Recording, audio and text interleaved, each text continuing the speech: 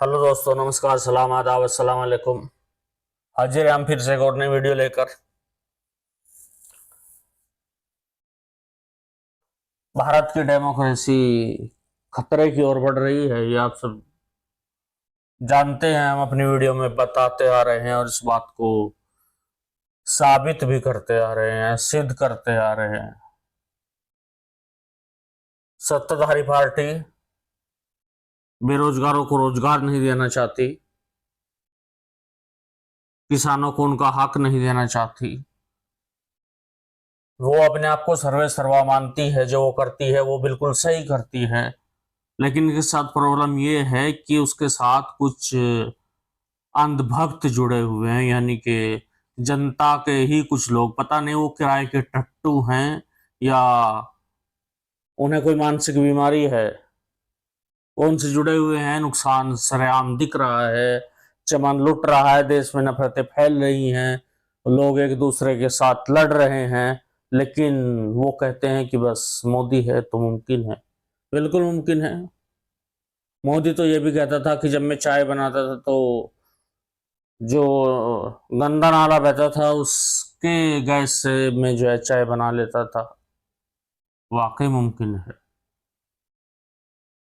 मोदी ने तो 1986 में इंटरनेट के द्वारा, जब अडवाणी उनके क्षेत्र में आए थे, उसका फोटो अडवाणी के राजधानी पहुंचने से पहले वहां भेज दिया था, जिसे देखकर अडवाणी जी चौंक गए थे। हालांकि उस वक्त इंटरनेट नहीं था, लेकिन पता नहीं उन्होंने कौन से नेट का इस्तेमाल किया होगा। लेकिन जनता है कि ताली पे ताली बजा रही है। यानी कि कुछ अंधभक्त हैं, सब नहीं हैं, कुछ अंधभक्त जो पीछे लगे हुए हैं, और उन अंधभक्तों को भी वो कुछ नहीं देना चाहती। सिर्फ हिंदू मुस्लिम और नफरत की राजनीति उनको सिखाती है।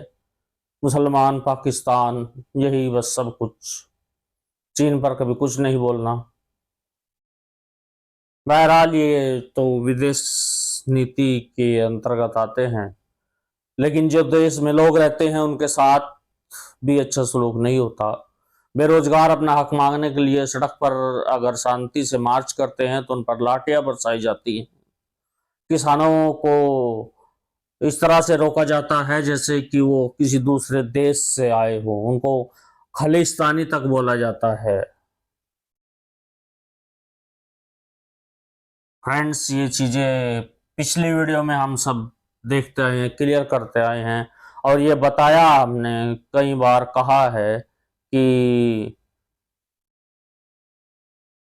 अब देश का युवा जाग चुका है, वो समझने लगा है। और अगर वो समझने लगा है और देश का युवा जब जाग गया है तो फिर ये आंधी तूफान बन जाएगी, और फिर ये आपके थमाने से नहीं थमेगी। आपको छिपने की जगह भी नहीं मिलेगी। अंधभक्तों और बीजेपी के सत्ताधारी लोगों, जी हाँ, मैं खुलेआम चैलेंज देकर ये बताना चाहता हूँ। इसी से रिलेटेड आज की वीडियो हम देखेंगे, जिसमें आप समझेंगे कि वाकई नौजवान जाग रहा है। जिस दिन पूरी तरह से जाग जाएगा उस दिन तो इनका राम नाम सत्य कर हो ही जाएगा। लेकिन थोड़ा टाइम लगेगा, जरा देर लगेगी। तो चलिए देख लेते हैं वो वीडियो जिसमें हम कह रहे हैं कि देश का युवा अब सो नहीं रहा है। So friends, let's come and watch the video.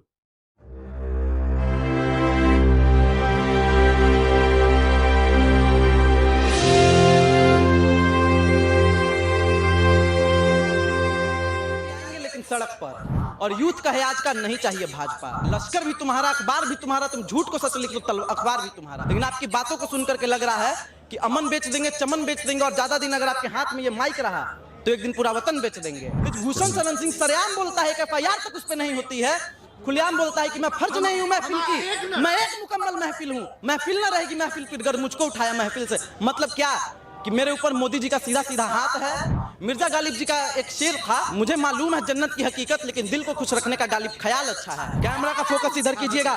4 चवन्नी चांदी की जय बोलो राहुल गांधी। कम से कम राहुल गांधी ये तो बोले हैं कि हम 30 लाख नौकरी देंगे, जुमला नहीं है दिए है कि हम 2 करोड़ नौकरी देंगे। मोदी जी अब थरथरा के बोल रहे हैं 400 पार आएगा। मोदी जी कहे थे बेटी बचाओ बेटी पटाओ, हम अमन छीन लेंगे चमन छीन लेंगे और जो मेरे संविधान के खिलाफ बुरी नजर डालेगा हम उसकी अर्थी पर से उसका कफन छीन लेंगे। सुनिए दलाली बंद कीजिए भाजपा की। दलाल मीडिया की 3 दवाई जूता चप्पल और कुटाई, तबाह होते हुए तबाही नहीं दिखती और ये अंधभक्ति है साहब, इसकी कोई दवाई नहीं दिखती। लोकसभा का चुनाव नजदीक आ गया है, सभी पार्टियां जो है कि बढ़ चढ़ के चुनाव प्रचार में लगी हुई है। अभी हम पटना में मौजूद है, हमारे साथ अमितेश पांडे जी है, बातें करेंगे। हालांकि सोशल एक्टिविस्ट हैं, अपनी बातों को बड़ी बेबाकी से रखते हैं एक दूसरे के प्लेटफॉर्म पे। बातें करेंगे। अमितेश जी बहुत बहुत स्वागत है। जी आपका भी स्वागत है और दर्शकों का भी स्वागत है जो इस चैनल के माध्यम से। मोदी जी आएंगे कि कोई और आएगा? देखिए मोदी जी आएंगे लेकिन सड़क पर। कहे सड़क पे आएंगे जी? 400 पार का नारा दिए हैं। 400 पार का नारा दिए हैं। 400 पार जो है खाने पीने की सामग्रियों का दाम करेंगे वो। 400 पार डीजल पेट्रोल का दाम होगा, 400 पार दाल का दाम होगा, चीनी का दाम होगा, नमक का दाम होगा और चावल का दाम होगा। अभी तक तो नहीं ना, लेकिन अब हो जाएगा। मोदी जी इनडायरेक्टली बोल दिए 400 पार। महंगाई कम करेंगे बोले थे, महंगाई दोगुना तिगुना भाग गया। अच्छे दिन नहीं आए, मोदी जी बोले थे अच्छे दिन लाएंगे। 1 मिनट, अच्छे दिन लाएंगे। अच्छे दिन अब जनता लाएगी, वो भी अपना खुद, क्योंकि मोदी जी जाने वाले हैं और अच्छे दिन आने वाले हैं। कैसे हटाइएगा मोदी जी को? वोट एक आपको वोट देना छड़ जाएगा जी। देखिए देश की जनता पूरी की पूरी आक्रोशित है मोदी जी के प्रति। हाँ। उन्हें पता है कि एनडीए का काम केवल और केवल कागजों पे होता है, बाकी धरातल पे कुछ नहीं है। देश की जनता को पता है, हम सभी युवा हैं और यूथ का है आज का नहीं चाहिए भाजपा। 10 साल बेमिसाल, 10 साल बेमिसाल केवल और केवल भाजपा के मंत्रियों के लिए, 10 साल बेमिसाल स्मृति ईरानी जी के लिए, 10 साल बेमिसाल अमित शाह के लिए और उसके बेटे जय शाह के लिए। तो वही लोग क्या घोटाला तो बाकी सब कर रहे हैं, उनके लिए कर रहे हैं। 10 साल बेमिसाल। क्यों जय शाह के पापा घोटाला नहीं किए हैं? अमित शाह जी जय शाह के पापा किए हैं घोटाला की? कौन सा घोटाला? कहा जेल और कभी गए नहीं किए जी। देखिए लश्कर भी तुम्हारा, अखबार भी तुम्हारा, तुम झूठ को सच लिख लो अखबार भी तुम्हारा। अच्छा, मतलब अखबार बिक गया है तो इसका मतलब कुछ भी लिखेगा? बिल्कुल, तब और क्या, अखबार बिक गया और मीडिया भी बिक गई है। और आप जैसे पत्रकारों से काफी ज्यादा उम्मीद थी हम लोगों को, लेकिन आपकी बातों को सुनकर के लग रहा है कि अमन बेच देंगे चमन बेच देंगे और ज्यादा दिन अगर आपके हाथ में ये माइक रहा तो एक दिन पूरा वतन बेच देंगे। वतन क्योंकि जिस एक मिनट, भाजपा की दलाली बंद कीजिए अभी पहले। आप लगातार भाजपा की दलाली कर रहे हैं, कभी 400 पार कह रहे हैं तो कभी कह रहे हैं कि जैसा का पापा ईमानदार है। ईमानदार अगर है तो ऐसे ही तड़ित पार था। है नहीं, जेल में कहे नहीं जा रहा है सब अगर ईमानदार नहीं है तो? अगर बदमाश है, क्रिमिनल है, चाहे अपराधी है, चाहे चोर है, तो जेल कहे नहीं जा रहा है? 1 मिनट, आप एक दिन के लिए आईटी, ईडी और सीबीआई अमितेश पांडे को दे दो। हाँ। और भाजपा के 543 में से 540 सांसद जेल में नहीं गए तो फिर तुम हमारा नाम बदल देना। तो उस सब अपराधी होता तो अब तक चल गया होता जी। क्या है, ब्रिजभूषण शरण सिंह देवता आदमी है? साबित कहाँ हुआ अपराध उनका? अच्छा, साबित नहीं हुआ, मतलब हमारी महिला पहलवान झूठ बोल रही थी? ऐसे देखिए मत बताइए। अभी तक तो साबित नहीं हुआ, तभी ना किया जी। साबित गजब हाल है। फिर वही बात है, लगातार दलाली किए जा रहे हैं, साबित नहीं हुआ है। मतलब हम एक मिनट, सुनिए, तब और क्या, ब्रिजभूषण शरण सिंह सरेआम बोलता है कि एफआईआर तक उस पर नहीं होती है, खुलेआम बोलता है कि मैं फर्ज नहीं हूं महफिल की, मैं एक मुकम्मल महफिल हूं, महफिल ना रहेगी महफिल फिर अगर मुझको उठाया महफिल से। मतलब क्या कि मेरे ऊपर मोदी जी का सीधा सीधा हाथ है और मोदी जी अगर मुझे आपने जेल में डाला तो मैं आपकी सरकार गिरा सकता हूं, ऐसा ब्रिजभूषण शरण सिंह का कहना है। और इसलिए उस पर कोई कार्रवाई नहीं होती है। कार्रवाई नहीं, उसको उसके पद से हटा दिया गया। कौन सा कार्रवाई चाहिए? जेल डालना चाहते? एक मिनट, पद से हटा दिया गया। हाँ। विश्व कुश्ती संघ का अध्यक्ष था ब्रिजभूषण शरण सिंह, पद पे हटाना जरूरी था और भाजपा की मजबूरी थी, क्योंकि जनता भी जान रही थी और भाजपा को भी पता था और आपको भी पता है कि सच्चाई क्या है। मिर्जा गालिब जी का एक शेर था कि मुझे मालूम है जन्नत की हकीकत लेकिन दिल को खुश रखने का गालिब ख्याल अच्छा है। तो जन्नत की हकीकत आपको भी मालूम है, देश में महंगाई है कि नहीं है, बेरोजगारी है कि नहीं है, भ्रष्टाचार भाजपा कर रही है कि नहीं कर रही है, लेकिन आप मोदी मोदी मोदी मोदी मोदी मोदी मोदी मोदी मोदी मोदी माला जप रहे हैं। अच्छा, तो मोदी के अलावा कौन ऑप्शन दिखाई दे रहा है जिसको प्रधानमंत्री बना दे हम? कैमरा का फोकस इधर कीजिएगा। 4 चवन्नी चांदी की जय बोलो राहुल गांधी की। राहुल गांधी की बिल्कुल। अब ये बताइए, राहुल गांधी आएंगे तो क्या महंगाई कम हो जाएगी? जो पेट्रोल का दाम 100 है क्या 60 आ जाएगा? चावल 60 है क्या 20 आ जाएगा? कम से कम राहुल गांधी ये तो बोले ना कि हम 30 लाख नौकरी देंगे। जुमला नहीं ना दिए है कि हम 2 करोड़ नौकरी देंगे। मोदी जी, हाँ मोदी जी की तरह कम से कम सच तो बेचारा बोल रहा है, हिम्मत तो रख रहा है सच बोलने के लिए। फेंकने का फेंक तो नहीं लड़ा है। टेलीप्रॉम्प्टर पर पढ़ने वाला जो है वही प्रधानमंत्री बन सकता है कि और दूसरा कोई नहीं बन सकता है प्रधानमंत्री? क्या राहुल गांधी योग्य नहीं है? वैसा ही कैम्ब्रिज और ऑक्सफोर्ड यूनिवर्सिटी बुला कर इसको पढ़ा देता है। चाचा इधर आइए, बोलने आता है तो बोलिए ना। अब ये बताइए कि मोदी जी किस कॉन्फिडेंस से कह रहे हैं कि 400 पार आएगा? देखिए सभी को पता है कि गली गली में शोर है। मोदी जी अब थरथरा के बोल रहे हैं 400 पार आएगा। 400 पार थरथरा के? हाँ, थरथरा के आपको नहीं पता है? उधर देख रहे 3-4 दिन से कितना सन्नाटा पसरा हुआ है। सब कोई आरोप लगाता है कि कठपुतली है ईडी और सीबीआई। ईडी सीबीआई किसी का कठपुतली नहीं होता, लेकिन आरोप लगता है। क्या लगता है आपको भी कि क्या कठपुतली है? सुने शिवराज चौहान जानते हैं, का सुने। हाँ, तो उनके पास कहा नहीं जाता ईडी सीबीआई? नहीं नहीं जाता है, बताइए। देखिए व्यापम घोटाला के आरोपी हैं बहुत बड़े, काहे नहीं जाता है? बताइए अडानी पावर स्कैम काहे नहीं गया ईडी सीबीआई? ये दुरप्पा घोटाला काहे नहीं गया ईडी सीबीआई? इलेक्टोरल बॉन्ड का घोटाला, स्वतंत्रता जब से देश आजाद हुआ है तो आजादी के इतिहास का सबसे बड़ा घोटाला कोई हुआ है तो चुनावी बॉन्ड का घोटाला हुआ है। अच्छा, तो इसमें दोनों पार्टी को फंड हुआ है ना? कांग्रेस को भी हुआ और बीजेपी को भी हुआ। कांग्रेस को 3000 करोड़, कांग्रेस को जो हुआ है काफी कम हुआ है, और भाजपा को देखिए कितना फंडिंग हुआ है। बीजेपी को लोग ज्यादा पसंद करते हैं। पसंद करते हैं। 1 मिनट आप मेरा बात सुनिए। पहले परेशान कर रहा है मोदी जी आएंगे, निश्चिंत आएंगे, आप निश्चिंत रहिए। मोदी जी देखिए मोदी जी आएंगे जिसको जीता तो नहीं आएगा, हमसे बात करिएगा। 2-4 गो रहता है विपक्ष नहीं रहेगा तो मोदी जी का नाम कैसे जाएगा? विपक्ष को रहना चाहिए, हम नहीं करें कि विपक्ष नहीं रहे, विपक्ष के रहना चाहिए। विपक्ष रहेगा तब ना मोदी जी के बारे में सब मिलके बोलेगा, बढ़िया टिप्पणी का। विपक्ष में कमी निकालेगा तब ना मोदी जी सुधार करेंगे। विपक्ष तो होना ही चाहिए, ना तो फिर हिटलर सही आ जाएगा ना। तो एक तो स्ट्रॉन्ग विपक्ष हमें राहुल जी ही दे सकते हैं। अच्छा, मतलब लगता है कि वही विपक्ष के लायक है। हाँ। और कोई चेहरा ना दिख रहा है। एक बात बताइए, खेतों में टाइल्स और कौन लगवा सकता है? वही ना लगवा सकते हैं। तो वायरल कुछ भी कर दिया जाता है। वायरल? अरे महाराज, आपका बात क्यों नहीं वायरल होता? हमारा बात क्यों नहीं वायरल होता? बोले थे आलू डालो सोना निकाले, तो क्या वो नहीं, वो आईटी का डेवलपमेंट था, वो उनका पर्सनल नहीं था। वो आईटी का डेवलपमेंट था। वो इंजीनियरों का टैलेंट था। खेतों में टाइल्स की जहां तक बात है, और जो भी ऐसा बोलते हैं, मुझे लगता है कि वो मोदी जी के द्वारा नाली के गैस से बनाए हुए चाय को पी करके आए हैं, इसीलिए ऐसा बोल रहे हैं। क्योंकि मोदी जी बोले थे कि नाली के गैस से चाय बनाते हैं। अच्छा, नाली के गैस से चाय बनेगा कभी भी बताइए आप? नहीं बनेगा। लेकिन खेत में अगर ये पीते होंगे इनका अलग बात है। मोदी जी कहते, हम नहीं कहे, मोदी जी कहे। बोले कि नहीं बोले? बोले कि नहीं बोले? देखिए आंख मूंद लेने से अंधेरा नहीं हो जाता, इनको पता है सब कुछ। मोदी जी कहे थे बेटी बचाओ बेटी पटाओ, हम बोल रहे हैं कि मोदी जी बोले थे। अरे तो फिर देखिए, कभी कभी जवान स्लिप हो जाती है। अच्छा, अभी कुछ दिन पहले मल्लिकार्जुन खड़गे जी भी बोले थे राहुल गांधी को। राहुल गांधी जी पाद यात्रा निकाल रहे हैं। कांग्रेस के बीजेपी के एक सांसद है, बोला अगर 400 पार आ गए तो संसद में जो है कि संविधान को बदल देगा। इस बार क्या किया? सुनिए, एक बात हम बोलना चाहेंगे, जो भी व्यक्ति संविधान के विरोध कर रहा है उसके बारे में एक ही बात हम बोलना चाहेंगे कि अमन छीन लेंगे, चमन छीन लेंगे, अमन छीन लेंगे, चमन छीन लेंगे, और जो मेरे संविधान के खिलाफ बुरी नजर डालेगा हम उसकी अर्थी पर से उसका कफन छीन लेंगे। देखिए, जो भी संविधान से खिलवाड़ कर रहा है उसका एक ही जगह है, जेल। किसने संविधान को खबर किया है? संविधान में तो समय समय पे देख रहे बदलाव, लेकिन बीजेपी के कर्नाटक के एक सांसद अनंत कुमार हेगड़े कह रहे हैं कि हम संविधान को बदलेंगे इस बार। उनकी टिकट काट चुकी गई है। अरे एक बात बताइए, आपके घर में आपके पिताजी की चलती है, आपकी चलती है? नहीं, हमारे पिताजी क्योंकि वो गार्जियन है। वैसे ही कैबिनेट के गार्जियन मोदी जी है। उन्होंने कोई वक्तव्य दिया ऐसा? नहीं दिया। उन्होंने कहीं चुनावी घोषणा पत्र में लिखा? नहीं लिखा। अनंत कुमार हेगड़े जी का टिकट काट चुके हैं मोदी जी। उनको उनके किए की सजा मिल चुकी है। आगे बोलिए। एक मिनट, किए की सजा मिली है या नहीं मिली है, लेकिन भाजपा को उसके किए की सजा मिलेगी, क्योंकि अनंत कुमार हेगड़े भाजपा के सांसद हैं और भाजपा लेकिन टिकट कट गया उनका। टिकट नहीं मिला, आप जाके गूगल पे चेक इस करना। प्रकार के बयान देना क्या लगता है कि बीजेपी का ये भविष्य में काम करेगा? ये सब क्या एक बात बताइए, आपके घर में आपका चलेगा, आपके पिताजी का चलेगा? गार्जियन मोदी जी हैं कैबिनेट के, उन्होंने कोई वक्तव्य नहीं दिया, हमने उनसे क्यों शिकायत नहीं होगी? देना चाहिए। मोदी जी आज तक कभी मीडिया के सामने आकर के एक भी स्टेटमेंट नहीं देते हैं, कभी पीसी नहीं करते हैं। अब मनमोहन सिंह 125 बार पीसी किए हैं, मोदी जी तो मन की बात करते हैं, बाकी मन की बात कौन सुनेगा? मनमोहन जी आकर क्या प्रेस कॉन्फ्रेंस करते थे प्रेस कॉन्फ्रेंस आप कुछ भी बोलते थे, कि कुछ भी बात देश के संसाधनों पे पहला हाथ माइनॉरिटीज का है। हमारे धर्मनिरपेक्ष देश में ऐसा कैसे हो सकता है? ये हर जाति हर धर्म का बराबर हक है। कम से कम मोदी जी को आकर के सामने से बात तो करना चाहिए। देखिए 10 लाइन बोलकर किसी का दिल दुखा देने से अच्छा है ना हम साइलेंट रहेंगे। आचार संहिता लगल है। तो मिला जुला करके थोड़ा सा समय देखने की जरूरत है, 4 जून को क्या रिजल्ट आता है। मोदी जी आएंगे और मोदी जी एक झांकी है, योगी जी बाकी है।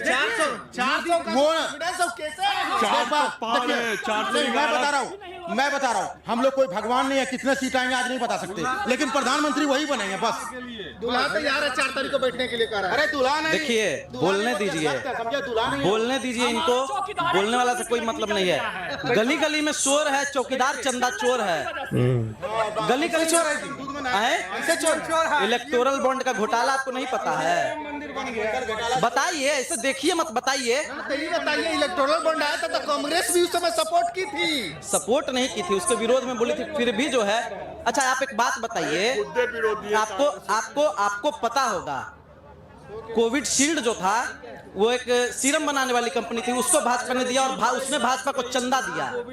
तो क्या और मोदी सीरम बनाने वाली कंपनी कुछ और नहीं बना सकती अगर उसको जानकारी बढ़ जाए किसी? क्या नहीं, सुनिए, दलाली बंद कीजिए भाजपा की। दलाल मीडिया की 3 दवाई, जूता चप्पल और कुटाई। आप पहले बात सुनिए मेरा,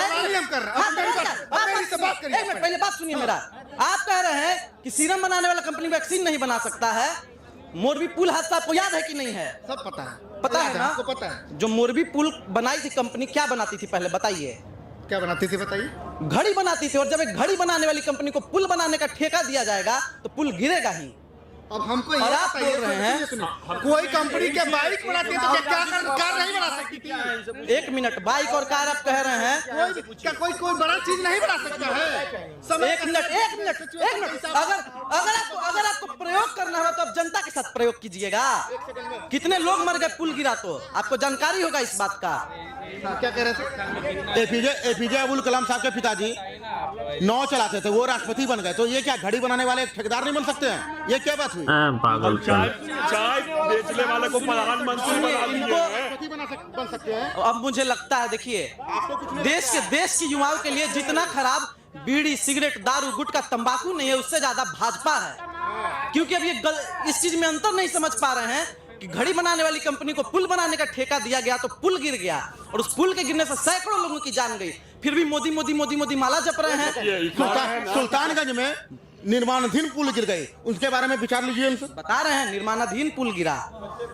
जब पुल बनने का ये प्रस्ताव पारित हुआ था उसमें पथ निर्माण मंत्री कौन थे? हमारे भाजपा के थे और बांकीपुर के विधायक थे। और अभी जब पुल गिरा है उस समय कौन है पथ निर्माण मंत्री? भाजपा के ही विधायक हैं। बीच में कौन थे? बीच में जब पुल अभी गिरा है उस समय यहाँ पर नीतीश जी मुख्यमंत्री थे और उनको कांग्रेस और राष्ट्रीय जनता दल का समर्थन प्राप्त था। किनको?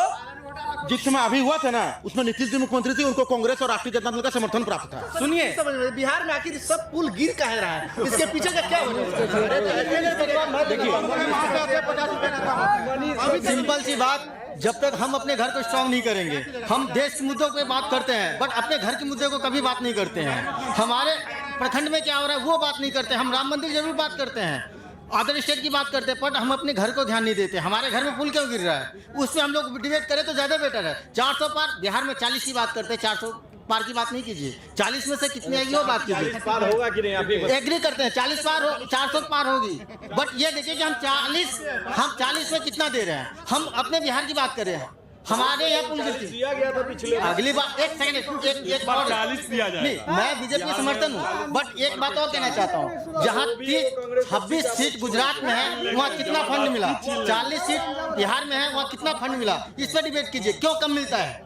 बिहार पे क्यों कम मिलता है भैया? क्या लगता है बिहार का जो ये पुल है काहे गिर गया? देखिए, सबसे पहले तो हम एक ही चीज बोलेंगे, सबसे पहले स्ट्रांग गवर्नमेंट होना चाहिए, चाहे वो स्टेट हो चाहे वो सेंट्रल हो। स्टेट में जहाँ तक मुख्यमंत्री साहब की बात है, जो नीतीश जी का जो बात है, कभी यहाँ कभी वहाँ, कभी वो राजद के साथ रहते हैं, कभी वो बीजेपी के साथ रहते हैं। तो जब तक स्ट्रांग गवर्नमेंट नहीं होगा, डिसीजन स्ट्रांग नहीं होगा। यहाँ सबसे बड़ा प्रॉब्लम ये है, लेकिन लोकसभा की बात करें तो बीजेपी क्या स्ट्रांग है? 100% स्ट्रांग है। अगर स्ट्रांग नहीं है, किस चीज में स्ट्रांग है? आप देख लीजिए, 3 तलाक खत्म हो गया, उसके बाद आपका 35A धारा खत्म हो गया, आपका राम मंदिर जो कि इतने दिनों से चलते हुए आ रहा था वो कंप्लीट हो गया। सुप्रीम कोर्ट ने बनवाया गधे। नहीं, मोदी सुनिए, पार्टी के पैसे, 1 मिनट, पार्टी के पैसे से नहीं बना है, यहाँ बना है पब्लिक के पैसे से बना है। वो फैसला दिया, लोगों ने चंदा दिया, बिल्कुल। तो मोदी जी के नाम इसमें कहाँ आ गया? एक मिनट सुनिए, इतने दिनों से कोर्ट फैसला कहा, क्योंकि कांग्रेस के जितने भी लीडर हैं जो कि हाई लेवल के एडवोकेट हैं, वो वहां पे खड़ा हो जाते थे लड़ने के लिए केस। अब कहाँ? जवाब सुनिए, 3 तलाक पे बात किए। जो व्यक्ति खुद पत्नी छोड़ दिया हो, उससे तलाक वाला की बात करना शोभा नहीं देता है। देखिए, अब सिंपल सी बात है, अगर उनका 1 मिनट आप उनका प्रीवियस हिस्ट्री देखिए। अगर बोल रहे हैं जो पत्नी को छोड़ दिए, मुद्दा है, आप जो है उसको पीछे कर लीजिए। काने वाला मुद्दा, कोई 3 तलाक कोई मुद्दा रहा है कि 3 तलाक किसी समाज को बांटने वाला मुद्दा है? ये किसी समाज को बांट के अपने तरफ वोट खींचने का ही मुद्दा है। 3 तलाक कोई मुद्दा ही नहीं है। सब लोग उसका, कुछ लोग सपोर्ट भी कर रहे थे, कुछ लोग विरोध भी कर रहे थे। विरोध इसलिए कि हम हर पार्टी से आते हैं, हर पार्टी अपने तरफ खींचने का कोशिश कर रहा है पब्लिक को। देखिए, आप अभी बोल रहे हैं कि कुछ लोग विरोध कर रहे हैं, कुछ लोग समर्थन कर रहे हैं, तो हम यही बोलेंगे कि तबाह होते हुए तबाही नहीं दिखती, और ये अंधभक्ति है साहब, इसकी कोई दवाई नहीं बिकती। मोदी जी ने मंदिर बनवा दिया, क्या फायदा हुआ? 1 मिनट, मोदी जी बनवाए हैं मंदिर? 1 सेकंड, बात सुनिए। मोदी जी कह रहे हैं कि मंदिर बनाया,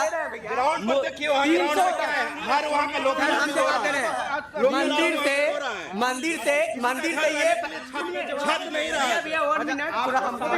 मंदिर छत नहीं रहा। अरे सुनिए, मंदिर का जवाब देते हैं हम आपको। एक नॉर्मल सा ये मंदिर हो गया, इससे कितना का रोजगार है? बिल्कुल है ना। 2 हॉस्पिटल चलता है, यही चलता है उसका। हम वो छोड़ दीजिए, वो नहीं छोड़िए। हमारे होम टाउन में है, मणिचक धाम है मसौरी में, उसमें आप जाइएगा, शादी का जब टाइम आएगा, यही अप्रैल से लेकर जून जुलाई तक, आपको रूम उधर मिलेगा नहीं जल्दी खाली। एक वो हो गया। छठ पूजा साल में 2 बार होता है, इतना रेवेन्यू है कि वहां से एक नॉर्मल इंसान 1000-2000 प्रत्येक दिन कमा के निकलता है। अब बताइए, आप घर पे रह के अगर 1000-2000 रुपया आपको आ रहा है, आप अपने अच्छे बीवी और बच्चे के साथ सुकून से जी रहे, इससे और क्या चाहिए? महावीर मंदिर इतना अच्छा ट्रांजैक्शन कर रहा है, हॉस्पिटल चलाता है, लोगों को रोजगार देता है, तो क्या राम मंदिर नहीं दे सकता है? जी, तो हम कहाँ कह रहे हैं कि रोजगार नहीं दे सकता है? और मंदिर, कांग्रेस के लोग शुरू में विरोध। 1 मिनट, बात सुनिए मेरा। आप कह रहे हैं, 1 मिनट, कितने का खत्म हुआ है? रो रहा है। उसका कौन आंसू पोंछने वाला है? कोई आंसू पोंछने वाला नहीं है उसका। जाइए वहाँ लोकल पे, बुढ़वा खान है, लोकल वहाँ पर जाइए। तो महल बना दिए, समझ रहे ना। अभी देखिए, सुनिए, काशी विश्वनाथ मंदिर से क्या फायदा हुआ है मैं बताता हूँ। राम मंदिर से ये फायदा हुआ है, वहाँ की बेरोजगारी दूर हुआ है। कितने लोग अदर स्टेट से जाकर वहाँ पर दुकान किया जा रहा है, उसे उस घर के लोगों के, एक परिवार में 7 आदमी होते हैं, एक परिवार के आदमी को घर का रोजी रोटी चल रहा है। राम मंदिर से ये फायदा है कि जनता के पैसा से जनता के पास पैसा पहुंच रहा है। यार सुनिए, हनुमान मंदिर की बात करते हैं, बड़े बड़े आप जाके देखिए, अरबों करोड़ों विदेश से रुपया आ रहा है, मस्जिद बना जा रहा है, पूछो उससे कितना लोगों को फायदा है? इससे देखिए, दवा संस्था चल रहा है, दवाई की संस्था चल रहा है, पब्लिक के पास पहुंच रहा है, क्या सुविधा चल रहा है? और उसका ढाका में पड़ता है, मोतिहारी जिला में, वहां पर लगभग 200 करोड़ का जामा मस्जिद बना हुआ है। यहाँ पर मिनी पाकिस्तान बोला जाता है उसको। बापूधाम मोतिहारी जिला पूर्वी चंपारण, वहां से कितना फायदा है? मंदिर से इतना फायदा है, बताइए क्या नुकसान है? देखिए, 1 मिनट, हम ज्यादा कुछ नहीं, आप सभी से उम्मीद करते हैं कि हल्ला नहीं करेंगे और शांति से बातों को सुनिएगा। देखिए, बाबा बागेश्वर धाम को जानते हैं कि नहीं? धीरेन्द्र कृष्ण शास्त्री जी को उनके गुरु जी हैं राम भद्राचार्य जी, जानते हैं ना? ठीक है, उनका कहना था कि जब बीमार पड़िएगा तो राम राम जपिएगा, लेकिन जब वो खुद बीमार पड़े तो अस्पताल गए। दूसरी चीज, ये लोग कह रहे हैं कि भाजपा राम मंदिर भाजपा बनवाई है। तो एक बात हम पूछना चाहेंगे कि 303 बता तो सुनिए, 303 सांसद वाले 303 सांसद के बहुमत वाली जो भाजपा की सरकार है, अगर वो चाहती तो संसद में बिल पारित करके मंदिर बनवा सकती थी, लेकिन रामलला को फिर भी कोर्ट का चक्कर लगवाई। दूसरी चीज, राम मंदिर ने लगाई। दूसरी चीज सुनिए, एक मिनट चक्कर क्या देखिए, कोर्ट किसी के बस में नहीं है, कोर्ट किसी के आदेश पर नहीं चलता है, बशर्ते सरकार कोर्ट पर चलता है। कांग्रेस के वकील हैं कपिल सिब्बल जी, राम मंदिर का बार बार विरोध क्यों कर रहे थे? देखिए, राम मंदिर का विरोध नहीं कर रहे थे, देखिए न्यायालय का भी ये मानना और संविधान ने ये अधिकार दिया है कि अगर कोई व्यक्ति पक्ष रख रहा है किसी चीज का, तो उसका विपक्ष रखने का भी अधिकार है हर एक व्यक्ति को, और ये लोकतंत्र की खूबसूरती है। दूसरी चीज, सवाल का जवाब ये भाई साहब अभी तक नहीं दे पाए। भाजपा अगर चाहती तो संसद में बिल पारित करके मंदिर बनवा सकती थी, लेकिन क्यों नहीं करवाई, इसका जवाब मांगिए। कभी भी मंदिर अकेले नहीं जाओ, पूरे भारत की जनता अगर बहुत ही सहमत है मंदिर बनाने में, तो भाजपा इससे पहले 40 साल कांग्रेस ने राज किया, तो क्या उसके रिजल्ट में पास नहीं हो सकता था? 40 साल तक कांग्रेस राज किया, उसके सीजन में क्यों नहीं पास हुआ? उसके पास में क्यों? देखिए, अगर मैं घर का मेंबर बड़ा हूँ, ठीक है, सुनिए, अगर हम घर के नंबर बड़ा है, अगर हमारे तक छाया में अगर काम होता है तो ना मेरा ही चलेगा, आपका नहीं चलेगा। 40 साल तो आपने राज किए, आपके निगरानी में कहाँ कुछ हुआ? अगर आज किसी का निगरानी में हो रहा है, जो जिसका सत्ता रहता है उसी का नाम होता है, पब्लिक उसी के पास में होता है। तो उस हिसाब से महंगाई मन मोदी जी है, सुनिए, महंगाई पॉइंट। तो फ्रेंड्स, आप देख रहे थे वीडियो, अंधभक्तों की कोई दवाई नहीं है, ये बिल्कुल अंधे हो चुके हैं। मतलब किसी भी सवाल का लॉजिकली जवाब नहीं देते, अनलॉजिकली बस उसको वही घुमा फिरा के धर्म के मुद्दे पर ले आते हैं। इनको विकास से मतलब नहीं, महंगाई कुछ भी हो जाए, पता नहीं किस मिट्टी के बने हैं ये लोग, इंसान हैं या फिर घास खाते हैं। अगर अनाज खाते होते तो इनको महंगाई का इल्म होता, पता होता, लेकिन इसके बावजूद अगर पता नहीं है तो लग जाएगा। चलिए एक और देख लेते हैं। पाकिस्तान की 20 करोड़ की जनसंख्या है और तुम्हारी 140 करोड़ की जनसंख्या, 20 करोड़ में तुम्हारी गांड फटने लगी। अब पाकिस्तान से क्या लेना देना हमें? पाकिस्तान से क्या लेना देना है? मोदी जी बिरयानी खाने ऐसे पहुंच जाते हैं, बिरयानी खाने ऐसे पहुंच जाते हैं। भवर जब भी डुबोएगा उभारा दे के मारेगा। सुनो ए मछलियों, हम सब मछलियां, सुनो ए मछलियों, ये तुमको चारा दे के मारेगा और कहते हो कि अच्छे दिन आएंगे। घबराओ मत चाचा, बीजेपी सरकार है, घबराओ मत चाचा, बीजेपी सरकार है, ये तुमको सहारा दे के मारेगा, समझे? 84 दंगा हुआ, क्या वो मोदी राज था, कांग्रेस राज था? गुजरात में जो दंगा हुआ था वो कांग्रेस ने करवाया था। राहुल गांधी ने कही थी क्या कि देश में आतंकवादी बुला लो? 1984 की बात कर रहे हो तो राहुल गांधी ने कहा था क्या हिंदू मुसलमान को लड़ा दें? किसने कही? उम्र हो गई है लेकिन दिमाग तबाह होते हुए भी तबाही नहीं दिखती। ये चाचा की अंधभक्ति है, इसकी कोई दवाई नहीं दिखती। ठीक है, ट्रेली प्रॉम्प्टर के तो बोल नहीं पाते, ठीक है, ट्रेली प्रॉम्प्टर हटा, हो गया। एक ही नारा, एक ही नाम, पकड़े जाए तो जय श्री राम। किसान आंदोलन अपना हक मांग रहे हैं तो उनके लिए तुम लोहा बिछा दे रहे हो, उनके लिए बेग वो खड़ा कर दे रहे हो, कांटा बिछा दे रहे हो। अरे सांसद में खड़े होकर भिदोड़िया हो, मुल्ले हो, कटवा ऐसे करके गाली देता है, वो क्राइम नहीं है। हम घूंट पी लेते हैं लेकिन अंधभक्त मूत और गोबर खा लेते हैं। और बाकी जो भी काम देश में हो रहा है, अगर बढ़िया काम ना होते 14 में मोदी प्रधानमंत्री बन गया, 19 में सरकार गिरा देते। पब्लिक क्या नहीं कर सकती पब्लिक, लेकिन 19 में फिर उन्होंने जिता दिया। अब पब्लिक को लग रहा है काम बढ़िया हो रहे हैं, पब्लिक फिर एक नारा दे रही है आपका 400 पार। 24 में फिर क्या बोले? जब तुम चोरियां करने पे उतारू हो जाओगे, जब तुम चोरियां करने पे उतारू हो जाओगे तो हम और ये क्या कर लेंगे? कह रहे हो 2014, सुन लीजिए पहले, आपने कहा कि 2014 में आए, ठीक है, अगर गलत काम करते तो 2019 में क्यों आते? चलो ठीक है, 2014 में सत्ता में आए अच्छा काम करके, ठीक है, बड़ा बड़ा जुमला मार के 15 लाख देंगे, 2 करोड़ रोजगार देंगे, आय दुगनी करेंगे, ये करेंगे, वो करेंगे, फलाना करेंगे, ढिमका करेंगे, और अब चले गए। कह रहा है कि भाई काम नहीं करा, जिन्हें ये नहीं पता हुआ क्या वो कहते हैं हमें काम बताओ, काम के तुम सुनो। जब शौचालय की हमारे देश में कमी थी कि भाई गरीब आदमी नहीं बना पा रहा, शौचालय बनवा दिए। पता लगे भाई गरीब आदमी गैस सिलेंडर नहीं खरीद पा रहा, उनके लिए सिलेंडर की व्यवस्था करवा दी। पता लगे भाई गरीब आदमी को राशन की भी दिक्कत है, चलो भाई राशन भी उनके लिए फ्री करा दिया। पता लगे भाई गरीब आदमी मकान नहीं बना पा रहा, छप्पर झोंपड़े पड़े, उनको 2.5 लाख देकर मकान भी बना दिए। चलो कोई नौकरी कर रहा छोटी मोटी, उसे लोन लेना तो उसके लिए सब्सिडी की व्यवस्था करा दी। अब जो आप इतना सारा काम आ गया, जब मोदी जी इतना अच्छा काम कर रहे हैं, इतना सारा काम कर रहे हैं, तो बैलेट पेपर से चुनाव क्यों नहीं करवा रहे हैं? जब मोदी जी ईवीएम बैन करके बैलेट पेपर से चुनाव क्यों नहीं करवा रहे हैं? बैलेट पेपर से चुनाव क्यों नहीं? अरे ये तो कानून है कि नियम है। अब एक बात बताइए, क्या कहते हैं ईवीएम में गड़बड़ है, ईवीएम में गड़बड़। केजरीवाल कैसे 3 बार मुख्यमंत्री बन गया अगर ईवीएम में गड़बड़ है? यार कैसी बात कर रहे हो? और ये आज के कर्नाटक में सरकार कैसे बन गई कांग्रेस की है? हिमाचल में सरकार कैसे बन गई? यार आज 29 प्रदेश है, 29 मुख्यमंत्री है, चलो तुम्हारे, अरे उसमें से 12 या 13 मुख्यमंत्री बीजेपी के, बाकी विपक्ष के। ममता बनर्जी कैसे बोलेंगे? हिमाचल में सरकार बन गई, कर्नाटक में, दिल्ली में भी केजरीवाल की सरकार बन गई, ईवीएम में नहीं बनी कल परसों मुख्यमंत्री। भैया केजरीवाल भी तो यही कह रहा है कि ईवीएम हटाओ, बैलेट पेपर से चुनाव कराओ, हम हार जाएंगे, कोई दिक्कत नहीं है, मोदी जी फिर से सत्ता में। ऐसा क्यों होता है? ईवीएम पे क्यों रोने लगते हैं? तीन राज्यों में कांग्रेस ने हारी, तो राहुल गांधी ने बोला कोई दिक्कत नहीं, हम अपनी हार स्वीकार करते हैं। तो ऐसा क्या दिक्कत है कि ईवीएम पे रोना हर जगह जीत जाएंगे तो फिर चोर ठहरा जाएंगे? चोर तो वैसे ही है पहले से, क्यों बैलेट पेपर से चुनाव क्यों नहीं हो सकता? उसमें खर्चा कम आ रहा है, ईवीएम से ज्यादा खर्चा आ रहा है, तो ईवीएम से होना चाहिए।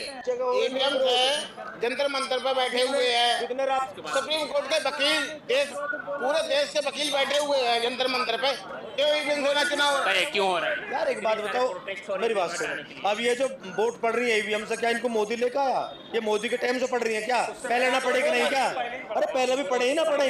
अगर तुम लोग जीत रहे हो तो बढ़िया बात है, ईवीएम बहुत बढ़िया है भाई। और अगर कहीं हार जाते हैं तो भाई है ईवीएम खराब है, अरे तुम्हारे कहने से थोड़ी सारे काम होंगे। राहुल गांधी ने तो ये भी कह दिया है कि सत्ता में कोई भी आएगा, चाहे हम आए चाहे कोई भी आए, ईवीएम बैन करेंगे। लेके कौन आया इन्हें? अब ये लोग क्या कहते हैं? लेके आई, लेकिन वो बैन करने को कह रही है ना, कह रही है बैन करने को। उनके पक्ष में बोलोगे ना तो ठीक है, उनके पक्ष में तुमने बोल दिया, नहीं अच्छा नहीं बोला, गलत बोल दिया भाई, 1 मिनट गलत बोल दिया, तुम्हारे पीछे बताना चाहता, मोदी जी ने इतना अच्छा काम किया है, 400 वाली गैस 1200 में कर दिया। मोदी जी ने अच्छा काम इतना किया है, 60 में 110 में पहुंचा दिया है। मोदी जी ने इतना अच्छा काम किया है कि जो 18% 15% जीएसटी लगी थी, अब उसको 30% तक पहुंचा दिया। मोदी जी इतना अच्छा काम किया, जो हिंदू मुस्लिम भाईचारे से रह रहे थे उनको आपस में झगड़ा करवा दिया। डिबेट में आया तो पूरी बात सुन लो। अब ये कह रहे, ये भाई क्या कह रहा कि हिंदू मुस्लिम मोदी ने। तो फ्रेंड्स, इन अंधभक्तों की तो कोई दवाई है ही नहीं, ये तो आप समझ चुके हैं। चींटी की गोद में हाथी को बिठाना और अंधभक्त को समझाना एक इम्पॉसिबल, नामुमकिन, असंभव सा काम है। असंभव सा नहीं, असंभव ही है। लेकिन ये अंधभक्त नहीं जागेंगे जब तक इनके शरीर से इनकी खाल नहीं उधेड़ ली जाएगी। ये इतिहास भूल गए हैं, शायद हिटलर का दौर भूल गए। लेकिन फ्रेंड्स, इन सब चीजों के बारे में ध्रुव राठी के पास चलते हैं और वो इन बातों को कितनी अच्छी तरीके से समझाते हैं। उन्हें गौर से सुनिएगा जरूर। भाई ये अंधभक्त मानने को तैयार नहीं है। हाँ, बहुत से लोगों ने अंधभक्ति छोड़ दी है, वो समझ चुके हैं ये सरकार क्या कर रही है। बस लोगों को का ध्यान भटका रही है, धर्म के नाम पर, कहीं के नाम पर, पता नहीं क्या क्या। ये सरकार नफरतें फैला रही है, विकास के नाम पर तो इनके पास कुछ है ही नहीं। 3 तलाक की बात वो करेगा जिसने अपनी बीवी छोड़ दी, और 3 तलाक से क्या, राम मंदिर से कौन सा भला होने वाला है देश का? हर गांव में मंदिर बना है, लेकिन वहां क्या है? वहां पर कूड़ा करकट पड़ा हुआ है। आप मंदिर बना के एक मूर्ति रख दोगे, क्या मतलब है इसका? आप बस वोट को आकर्षित करना चाहते हैं।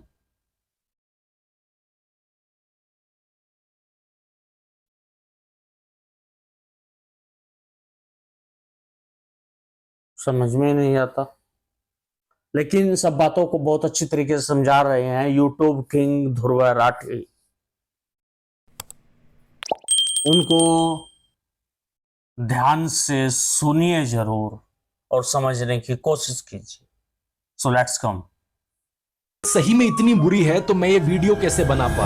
अगर देश सही में डिक्टेटरशिप की ओर गिरता जा रहा है तो मेरा मुंह बंद कैसे नहीं कराया गया अभी तक? अगर लोकतंत्र खत्म हो जाए तो ऐसी चीज चल ही नहीं सकती है यहाँ पे। द प्रिंट के शेखर गुप्ता ने भी यही आर्ग्यूमेंट उठाया था मेरे पिछले वीडियो के बाद। इनका मेरा मुंह बंद नहीं हुआ अभी तक, इसकी खुशी मना रहे हो, और उनका क्या जिनका मुंह बंद ऑलरेडी कराया जा चुका। इस न्यूज हेडलाइन को देखिए, 6 लोगों को अरेस्ट किया गया और 100 से ज्यादा FIRs कराई गई, सिर्फ इसलिए क्योंकि लोग पोस्टर चिपका रहे थे मोदी हटाओ देश बचाओ के। लेट पवन जायसवाल पर 4 सेक्शंस के अंडर केसेस फाइल किए गए, सिर्फ इसलिए क्योंकि उन्होंने ये रिपोर्ट किया स्कूल में मिड डे मील के तौर पर बच्चों को नमक के साथ रोटियां खिलाई जा रही हैं। ये एक बहुत बड़ी लॉजिकल फैलेसी है जिसे फॉल्स डिलेमा कहा जाता है। चीजों को जबरदस्ती ब्लैक एंड व्हाइट बना देना कि या तो देश एक डेमोक्रेसी है या फिर एक डिक्टेटरशिप है, बीच में कुछ हो ही नहीं सकता। मैंने कभी नहीं कहा था कि देश ऑलरेडी 100% डिक्टेटरशिप बन गया। मैंने कहा था देश डिक्टेटरशिप की ओर गिर रहा है, और अभी भी यही कह रहा हूं। ये डेमोक्रेसी और डिक्टेटरशिप ये एक स्पेक्ट्रम है, एक स्केल है बहुत बड़ा। अलग अलग तरीके हैं जो डेमोक्रेसी मेजर करने के, वो भी 0 to 10 के बीच में नंबर देते हैं। अलग अलग टर्म्स का इस्तेमाल किया जाता है। अगर बहुत अच्छी चल रही है देश में डेमोक्रेसी तो फुली फंक्शनल लिबरल डेमोक्रेसी, उसके बाद है वर्किंग डेमोक्रेसी। खराब है डेमोक्रेसी तो फ्लॉड डेमोक्रेसी, उसके बाद डेफिशिएंट डेमोक्रेसी, उसके बाद इलेक्टोरल ऑटोक्रेसी, फिर हाइब्रिड रेजिम और आखिर में अथॉरिटेरियन रेजिम जो एक्चुअल डिक्टेटरशिप। लोगों को अपनी गाड़ी की इतनी चिंता होती है कि एक छोटा सा स्क्रैच या डेंट भी लग जाता है ना, चिल्लाने लग जाते हैं, वो गुस्से में आ जाते हैं। और यहाँ डेमोक्रेसी की गाड़ी पर ऐसे डेंट मारे हैं, इस तरीके से धज्जियां उड़ा दी गई हैं इस गाड़ी की कि लोग हैरान है देखकर कि गाड़ी अभी भी चल कैसे पा रही है। अगर आप अपने आप को देशभक्त कहते हो और गाड़ी की ये हालत देखकर भी अपनी आवाज नहीं उठाते तो क्या आप देशभक्त कहलाने लायक भी हो? इसी महीने डेमोक्रेसी रिपोर्ट 2024 रिलीज हुई स्वीडन के वी डेम इंस्टीट्यूट के द्वारा, और इसने इंडिया को पता है कौन सी कैटेगरी में डाला है? इलेक्टोरल ऑटोक्रेसी की कैटेगरी में डाला है। फुल डिक्टेटरशिप से 2 कदम दूर। इसका मतलब है कि देश में मल्टी पार्टी इलेक्शंस तो हो रही हैं, लेकिन एक फेयर लेवल प्लेइंग फील्ड नहीं मिल पा रही है। लोगों की आजादी खत्म करी जा रही है। इस रिपोर्ट में लिखा है कि मोदी सरकार ने सेडिशन, डिफेमेशन और काउंटर टेररिज्म जैसे कानूनों का इस्तेमाल किया है अपने खिलाफ उठ रही आवाजों को दबाने के लिए, और जल्द ही इस लिस्ट में एक और कानून भी ऐड हो सकता है। ब्रॉडकास्टिंग सर्विसेज रेगुलेशन बिल 2023 के अंदर नए IT रूल्स लाने की कोशिश करी जा रही है। इसके अनुसार ब्रॉडकास्टिंग की डेफिनेशन बनाई गई। जिन जिन लोगों का YouTube चैनल है, Facebook अकाउंट है, Instagram हैंडल है या WhatsApp चैनल भी है, वो सब ब्रॉडकास्टर्स की कैटेगरी में आएंगे। हर सरकार को रजिस्टर करना पड़ेगा और सरकार की एक सेंट्रल इवैल्यूएशन कमेटी होगी जिसको बहुत ज्यादा पावर्स दी गई हैं। ब्रॉडकास्टर सिर्फ वही वीडियोस या मैसेजेस भेज सकते हैं लोगों को जो इस कमेटी के द्वारा अप्रूव किए गए हैं, except for specific programmes exempted by the government. इस कानून के तहत सरकार के पास ये भी पावर होगी कि बिना प्रायर नोटिस के वो यूट्यूबर्स की इक्विपमेंट को जाकर सीज कर ले। तो एक बात तो पक्की है कि सोशल मीडिया पर भी लोगों की आवाज बंद करने की पूरी तरीके से कोशिश करी जा रही है, और जब मेरी आवाज फाइनली पूरी तरीके से बंद हो जाएगी तब क्या जवाब दोगे? तब क्या आर्ग्यूमेंट बचेगा? अरे कोई बोलने वाला ही नहीं बचा, इसका मतलब डेमोक्रेसी अच्छी चल रही है देश में। और इस गलत फहमी में मत रहना कि भाई मैं तो सरकार का सपोर्टर हूं, मोदी सपोर्टर हूं, मेरा कुछ नहीं जा रहा। अगर देश डिक्टेटरशिप बन भी जाए तो भी मेरे लिए तो सब अच्छा चलता रहेगा। सोनम वांगचुक भी एक बार सरकार को सपोर्ट करते थे जब आर्टिकल 370 हटाया गया था। मेरे ख्याल से ये लद्दाख के लिए बहुत ही खुशी की बात है, उसकी हक थी वो उससे वापस मिला है। लेकिन जब उनके एरिया में कोई प्रॉब्लम आई और उन्होंने अपनी आवाज उठाने की कोशिश करी, 21 दिन तक अनशन पर बैठने के बावजूद भी सरकार का मुंह नहीं खुला। डिक्टेटरशिप में एक डिक्टेटर सिर्फ अपने अहंकार, अपनी पावर, अपने पैसे से मतलब रखता है, उसे जनता की कोई फिक्र नहीं होती। बहुत से किसान भी सरकार के समर्थक थे, लेकिन जब उन्हें पता चला कि उन्हें अपनी मांगे रखने का अधिकार भी नहीं दिया जाएगा, सारा मीडिया उन्हें देशद्रोही करके बदनाम करेगा, तब उन्हें एहसास हुआ कि डिक्टेटरशिप का क्या मतलब हो सकता है। आप एक स्टूडेंट हो, पेपर लीक होता है, चुप बैठे रहो। बढ़ती महंगाई के खिलाफ आपको आवाज उठानी है, आवाज दबा दी जाएगी। अपनी डेली लाइफ में किसी भी तरीके का नाइंसाफ अगर आप सह रहे हो, आपके पास कोई ऑप्शन नहीं बचेगा अपना मुंह बंद करके चुप बैठे रहने के अलावा।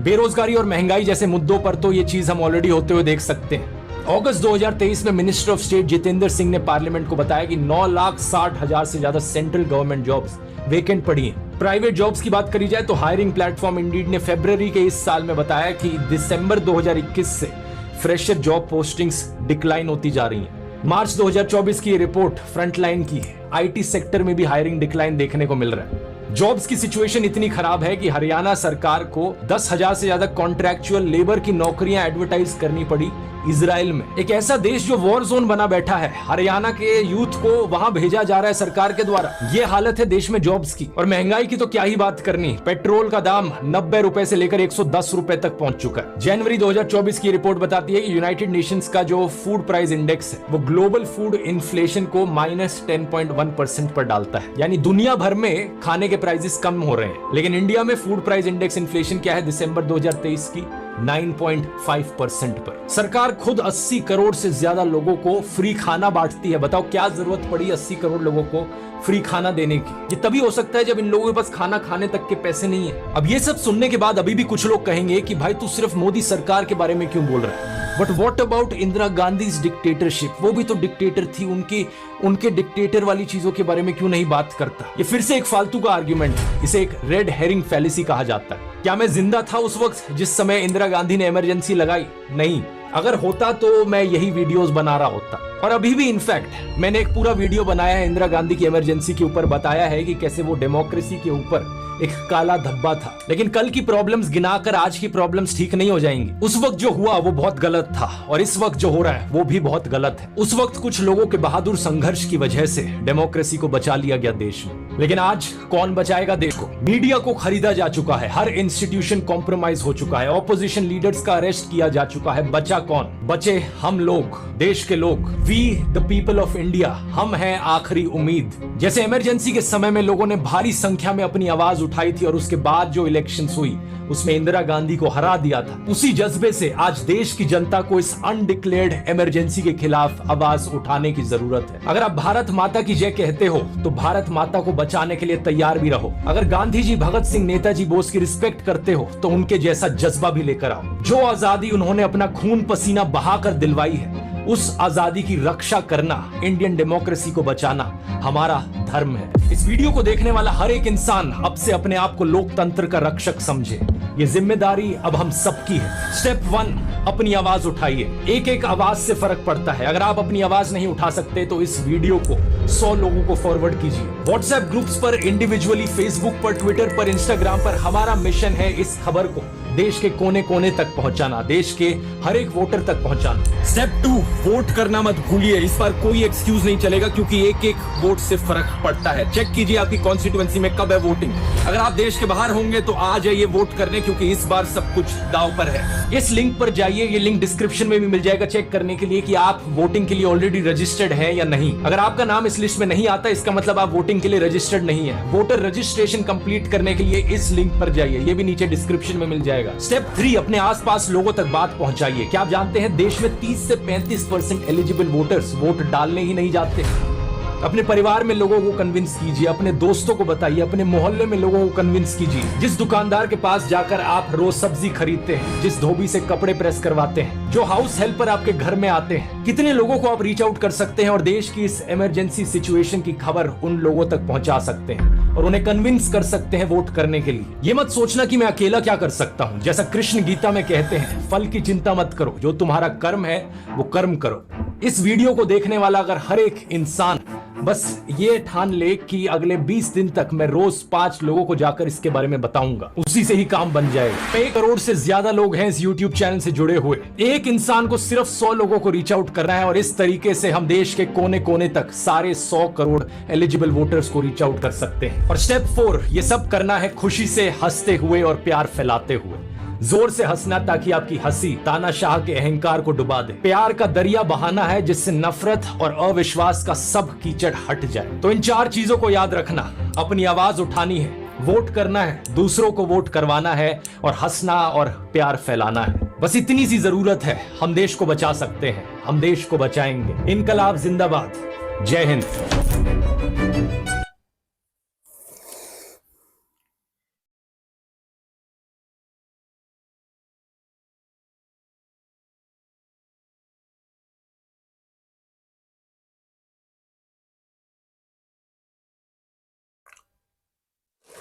तो फ्रेंड्स, बहुत कम शब्दों में ध्रुव राठी ने आपको समझा दिया है कि ऑटोक्रेसी तक तो हम पहुंच चुके हैं। डिक्टेटरशिप बहुत हमारे बिल्कुल सर के ऊपर है, हमारे ऊपर गिरने वाली है। तो किसी भी तरीके से करके लोकतंत्र को, इस डेमोक्रेसी को बचा लीजिए। लेकिन ये जो अंधभक्त है ना, अगर इसको बचाया नहीं गया तो कल कोई ये भी रोएंगे, क्योंकि जुल्म जब होगा तो सभी पर होगा। यहाँ पर और भी मकान है, कहीं यहाँ पर और भी मकान है, कहीं कोई हमारा घर थोड़े ही है।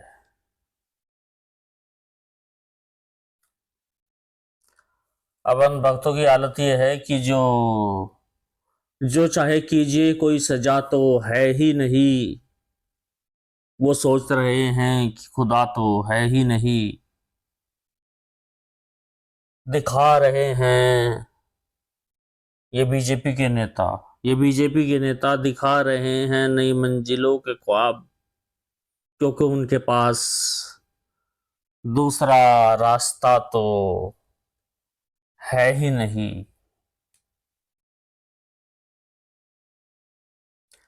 बनेगा दोस्तों दरिया में रास्ता कैसे, हमारे पास आशा तो है ही नहीं। सब आसमान से उतरे हुए फरिश्ते हैं ये बीजेपी वाले, इनमें बुरा तो कोई है ही नहीं। Friends, thank you very much. इसी के साथ मिलते हैं किसी और नेक्स्ट वीडियो में। तब तक के लिए टेक केयर, बाय बाय।